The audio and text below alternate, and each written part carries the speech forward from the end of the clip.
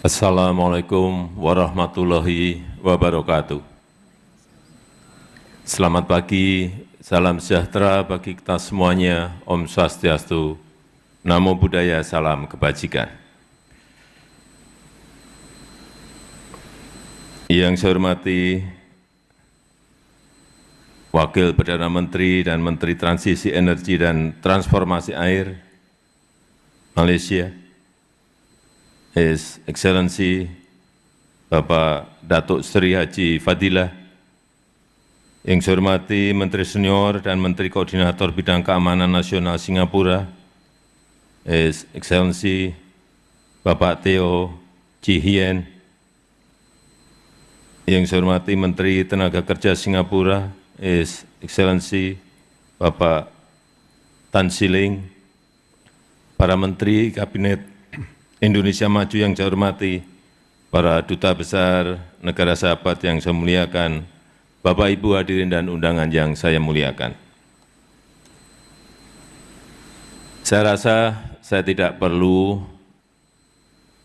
lagi menyampaikan soal betapa berbahayanya perubahan iklim, soal betapa mendesaknya transisi energi, soal betapa pentingnya keberlanjutan.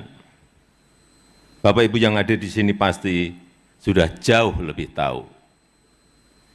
Yang justru ingin saya tekankan adalah permasalahan perubahan iklim ini tidak akan pernah bisa terselesaikan selama dunia menggunakan pendekatan ekonomi.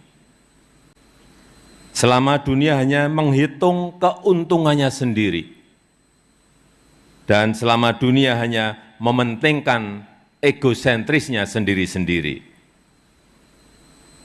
Karena untuk menyelesaikannya butuh pendekatan yang kolaboratif, butuh pendekatan yang berperi kemanusiaan, dan kolaborasi antara negara maju dan negara berkembang, dan juga kemanusiaan agar prosesnya tidak mengorbankan kepentingan rakyat kecil. Karena ekonomi hijau bukan hanya tentang perlindungan lingkungan, bukan hanya itu, tapi juga tentang bagaimana menciptakan kesejahteraan bagi rakyat, kesejahteraan yang berkelanjutan bagi rakyat. Dan jangan meragukan komitmen Indonesia dalam mencapai net zero emission dan berkontribusi bagi dunia yang lebih jauh.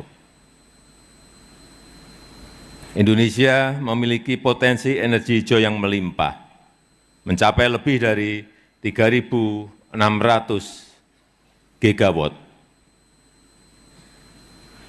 Kami juga memiliki PLTS Apung, pembangkit listrik tenaga surya apung di Waduk Cirata dengan kapasitas 192 megawatt peak, terbesar di Asia Tenggara dan terbesar ketiga di dunia.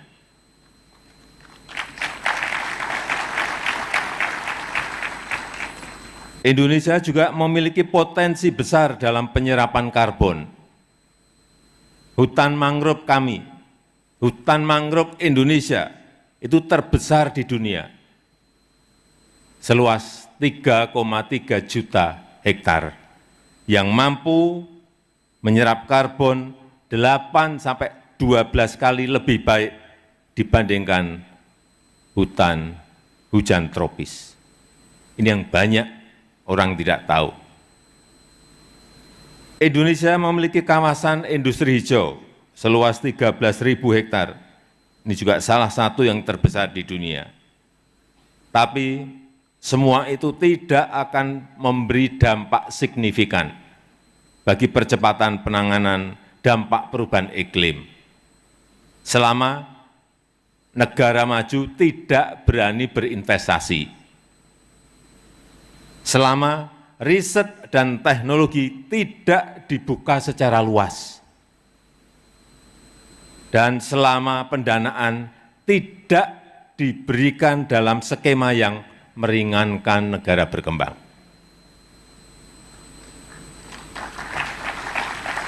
Tiga hal itu penting untuk menjadi catatan kita semuanya.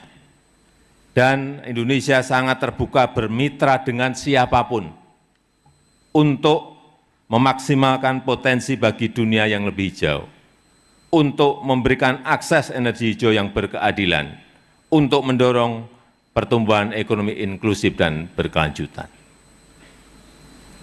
Saya harap forum ISF ini dapat menjadi tempat bertemunya pengetahuan, tempat bertemunya pengalaman, tempat bertemunya sumber daya yang dapat menjadi modal bersama dalam berkolaborasi menghadapi tantangan iklim yang ada.